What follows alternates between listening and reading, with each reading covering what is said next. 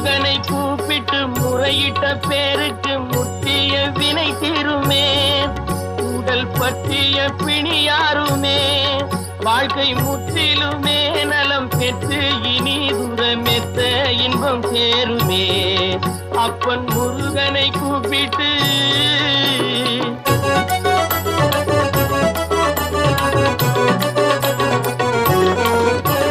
குமரனை கும்பிட்டு கொண்டாடுவோருக்கு குமரனை கும்பிட்டு கொண்டாடுவோருக்கு குறைகள் யாவும் போகுமே.